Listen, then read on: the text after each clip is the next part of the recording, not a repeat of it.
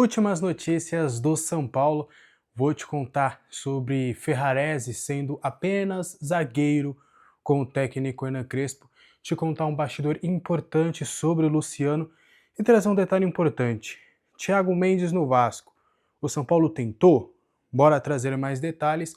Vocês estão vendo que já estou de volta aqui no meu cenário, né? Já estamos aqui em São Paulo, eu e a Flávia chegamos em segurança. E aí eu, mais uma vez, até pedi desculpas, né? O último vídeo acabou sendo no aeroporto, mas desta vez também vou manter um tom de voz um pouco menor. Acho que o microfone vai conseguir captar bem assim como foi lá no aeroporto. Vou manter esse tom de voz porque chegamos tarde aí da viagem, cansados, viagem aí de quase 4 horas, aí a Flávia tá dormindo, então vou manter aqui um tom um pouquinho menor aqui pra gente trazer informações para vocês.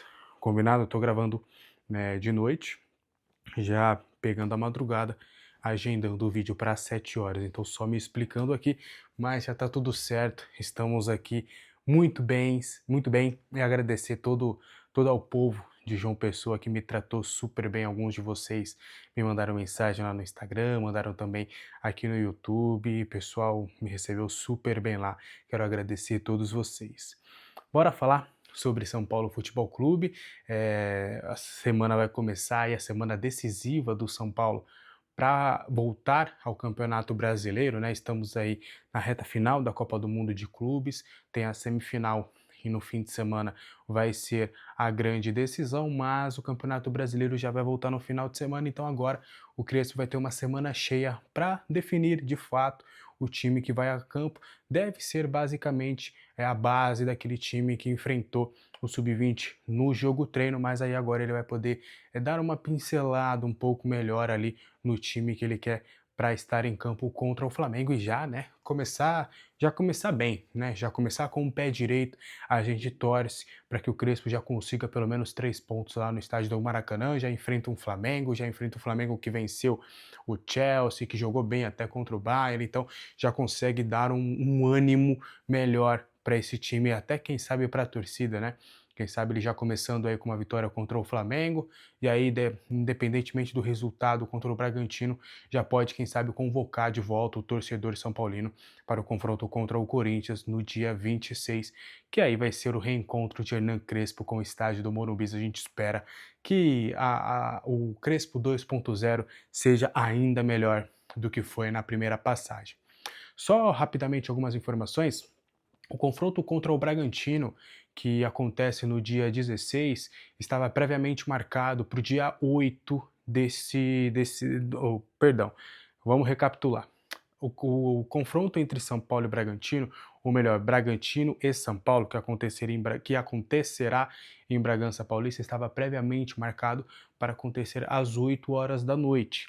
Mas, por um pedido da TV Globo, o confronto entre Bragantino e São Paulo vai ser às 9h30 agora, lá em Bragança Paulista. Isso porque a televisão decidiu passar a partida no Clássico Paulista em TV aberta. Então, por conta disso, houve essa mudança, houve essa modificação. Já está, inclusive, registrado lá no site oficial da CBF essa alteração, o que é bom, né? Porque o São Paulo já vai ter o confronto contra o Flamengo em TV aberta, o confronto do próximo sábado às 4h30 da tarde no estádio do Maracanã acontecerá em TV aberta também, e aí a partida contra o Bragantino também. Então, 2 jogos que o São Paulo vai ter em TV aberta, e é bom, né? Sempre bom quando o São Paulo joga em locais já tradicionais e tudo, porque aí atinge a grande massa. Então, o torcedor São Paulino poderá acompanhar os 2 próximos jogos, os 2 primeiros jogos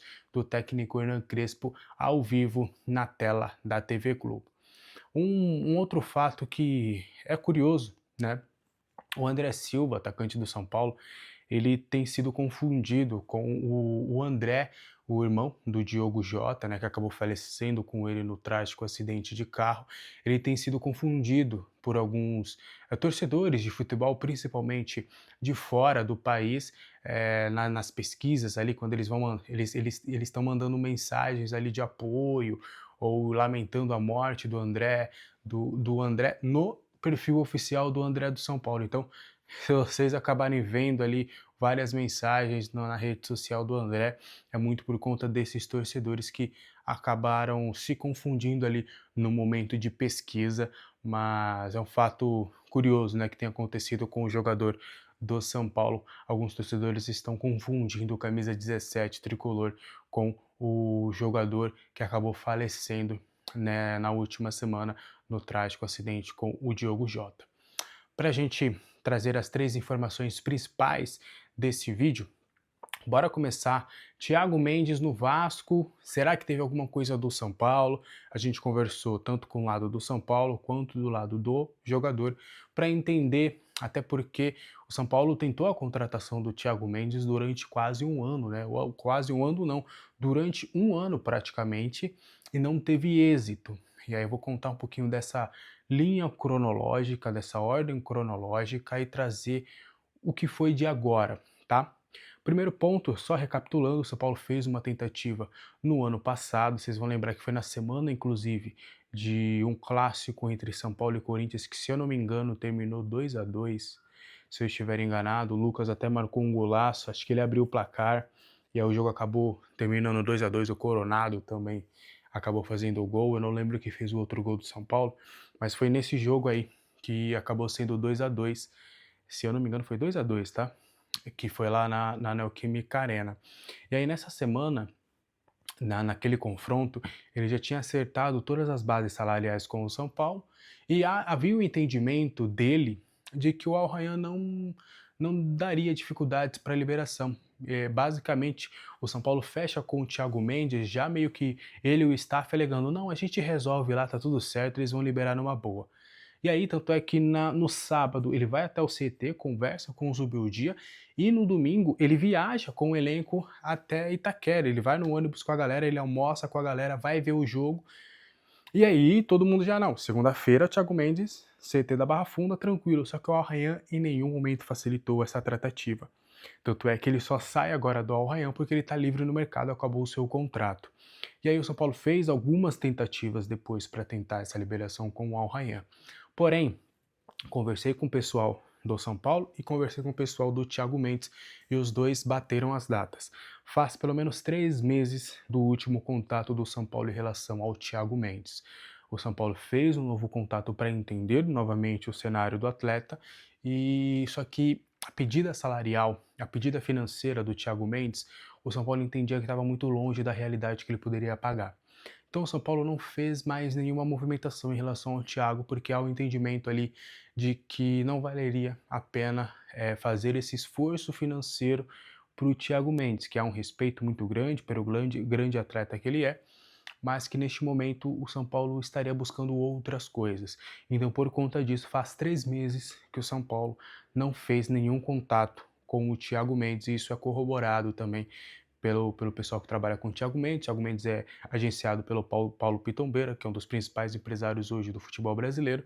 Então, o São Paulo já tinha entendido que precisaria de uma grande engenharia financeira para contratar o Thiago, e aí não valeria tanto a pena assim. Então, por conta disso, o São Paulo sequer abriu conversas agora para tentar a contratação do Thiago. Da informação que eu obtive, contando todos os vencimentos ali do Thiago, ele vai receber algo em torno de 1,1 milhão por mês no Vasco da Gama. O Fernando Diniz já inclusive conversou com ele, ajudou muito nessas tratativas. Ele deve chegar aí a São Januário já na próxima semana, já para começar a treinar e aí quem sabe já realizar sua estreia no próximo fim de semana. Então o São Paulo não buscou a contratação do Thiago Mendes, o São Paulo não perdeu o Thiago Mendes para o Vasco, porque o São Paulo já tinha consenso ali de que o Thiago não se encaixaria hoje na realidade que o São Paulo quer para o seu elenco e também em termos financeiros, tá? Antes da gente continuar, seja membro deste canal para você ter conteúdo exclusivo. Tem o grupo do WhatsApp 24 horas por dia, tem vídeos exclusivos para os membros. Nessa segunda-feira a gente vai voltar a trazer vídeos diários também para os membros, trazendo muito conteúdo exclusivo para a galera. Tem servidor no Discord, liga no Cartola, enfim, tem um conteúdo bem bacana. Conto muito com a sua audiência. Para a gente continuar trazendo um bastidor importante, Hernan Crespo vai utilizar Ferrarese apenas como zagueiro.